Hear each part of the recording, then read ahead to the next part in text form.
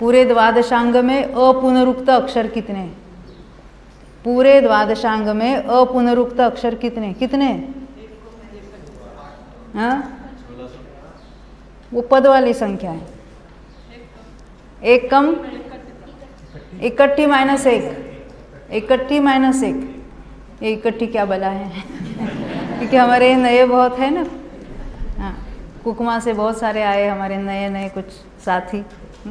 देखो, एक द्विरूप वर्ग धारा होती है, 2 अंक के वर्ग से शुरू होती है। जैसे हम वो पहाड़े कहते बे के बे बेदुनी 4, वैसे यहाँ क्या कहना है? 2 का वर्ग 4, वो पहला स्थान। 4 का वर्ग 16, दूसरा स्थान। 16 का वर्ग 256, तीसरा स्थान। 256 का वर्ग 65,536, चौथा स्थान। इसका वर्ग बादल, इसको पनट्टी कहते हैं। इसका वर्ग बादल, और बादल का वर्ग है इकट्ठी। तो इकट्ठी माइनस 1, इतने अपुनरुक्त अक्षर। अपुनरुक्त समझते हैं? जैसे हमने कोई इंग्लिश वो नॉवेल पढ़ी, तो उसमें ABCD जो लेटर्स है, उसको ए कितने भी बार आए उसको एक बार गिनेंगे, तो टोटल नॉवेल में कितने अपुनरुक्त अक्षर होंगे? 26। इंग्लिश में 26 ही है। ऐसे हमारे आगम में जो सारा जिनागम लिखा हुआ है, अपुनरुक्त अक्षर, उसमें सिंगल सिंगल लेना, जोड़ाक्षर लेना, यानी 2 का कॉम्बिनेशन, 3 का कॉम्बिनेशन, 4 का कॉम्बिनेशन, 64 के कॉम्बिनेशन तक चले जाना।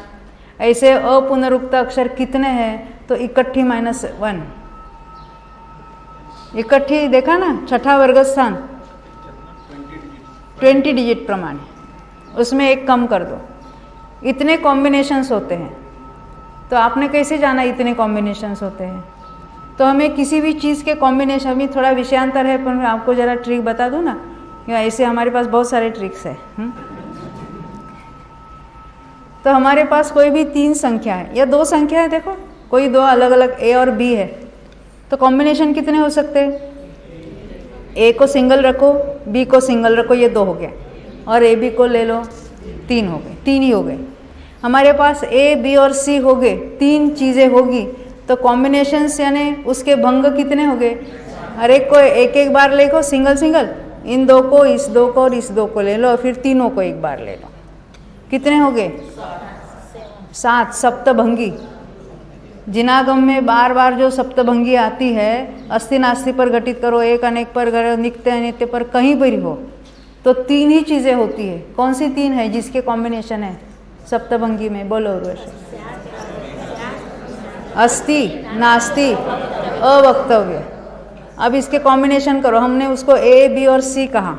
A को सिंगल रखो, B को सिंगल रखो, B को और C को सिंगल रखो। A, B, C 3 हुए।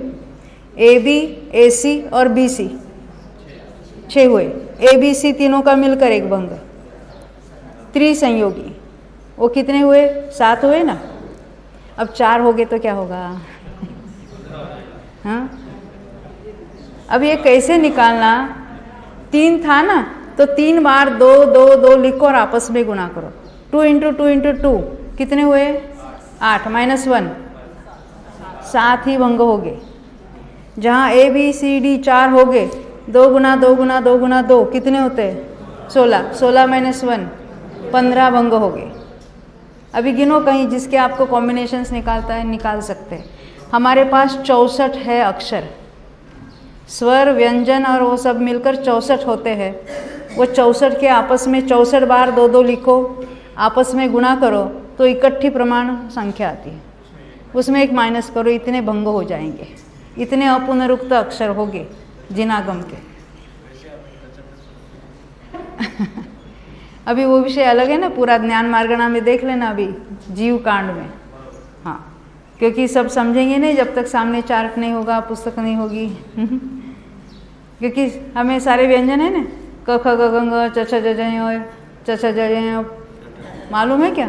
कचट पयस्त पू। तो उसकी तो फिर KG क्लास में जाके मराठी में या हिंदी में पढ़ना पड़ेगा, या गुजराती में। अभी अंग्रेज़ों को क्या बताएं हम?